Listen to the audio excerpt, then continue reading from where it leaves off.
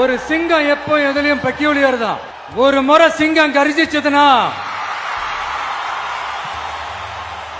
அந்த சவுண்ட்ல ஒரு 8 கிலோமீட்டருக்கு சும்மா அதிரும், எல்லா திசைகளும் அதிரும்.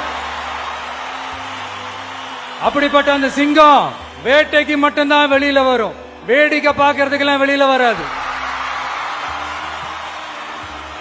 வேட்டையில கூட உயிரோடு இருக்கிற மிருகங்களை தான் வேட்டையாடும். அதுலயும் பெரும்பாலும் தன்னை விட பெரிய சைஸ் உள்ள மிருகங்களை தான் குறி வச்சு தாக்கும், ஜெயிக்கும். எவ்வளவு பசியில் இருந்தாலும் உயிர் இல்லாததை, கெட்டு போனதை தொட்டு கூட பார்க்காது. அப்படிப்பட்ட அந்த சிங்கம் அவ்வளவு ஈஸியா எதையும் தொடாது, தொட்டா விடாது. காட்டோட 4 பக்கமும் மார்க்கிங் மை டெரிட்டரின்னு தன்னுடைய பவுண்டரியை தானே வகுக்கும்.